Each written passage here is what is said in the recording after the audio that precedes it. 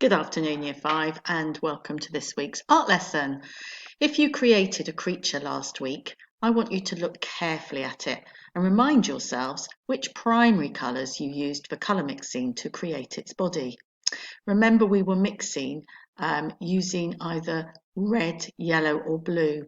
In class, we didn't use the red, we actually used cerise, which is a type of pink. Okay, and we used that because we thought it became more spacey. So we used a bit of sort of pinky colour, a blue and a yellow, and then we mixed various colours from that. But you might have used red, which is fine. So how did you create this colour? Did you use primary, secondary or tertiary colours?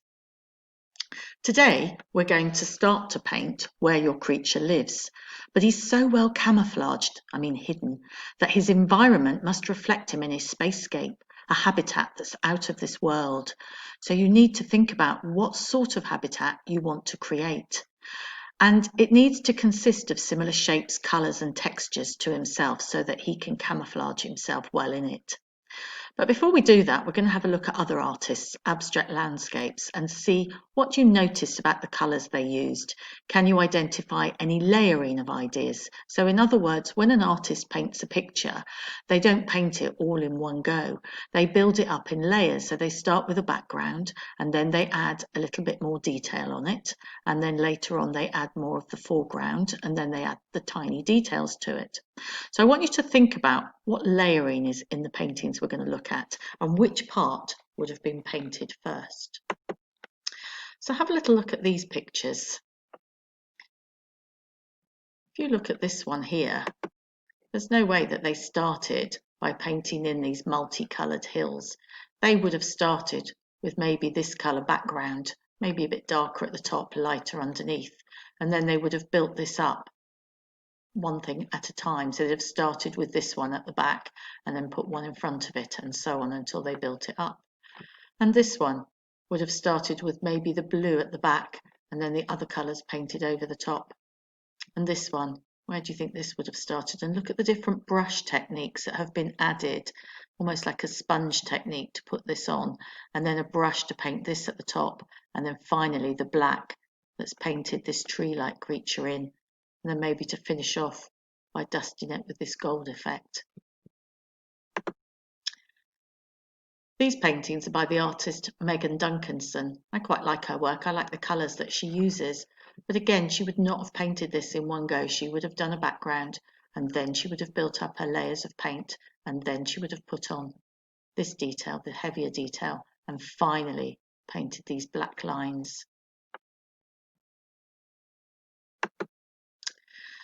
So how this artist has used paint and techniques to layer onto the landscape background, and she's produced pattern, colour, texture, tone, shape and free space form and lines in her paintings.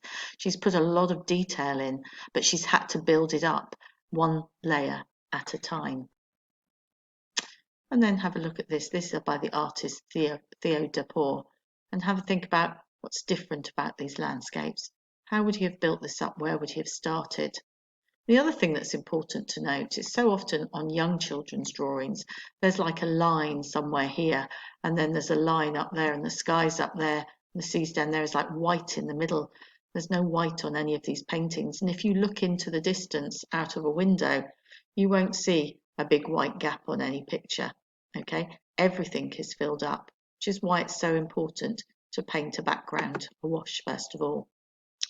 So today we're going to start our first layer of our space landscape painting. Which colour agate did you have that you took into the design of your creature?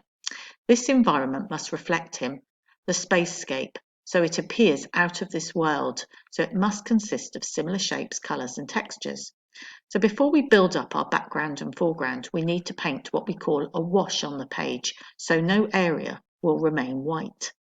So what do I mean by a wash? Well, I'm going to show you a very short video where a real artist will explain to you what she means by a wash. To show how to make that wash. So today we need a brush, water and watercolors.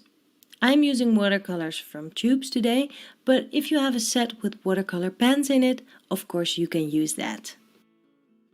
Get your colors ready and dip your brush into the water. You can use quite a lot of water because you're making a wash, and for that you don't need very dense colors. Then start mixing your paint into the color you like.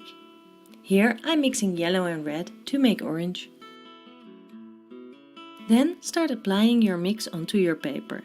As you go, you can add more color or more water, create areas with different colors that flow into each other, and move your paint around as it lies on your paper in a pool. I like keeping a few gaps of white as well. Play around to see what works. Watercolor paint will dry up a bit lighter than when it's wet.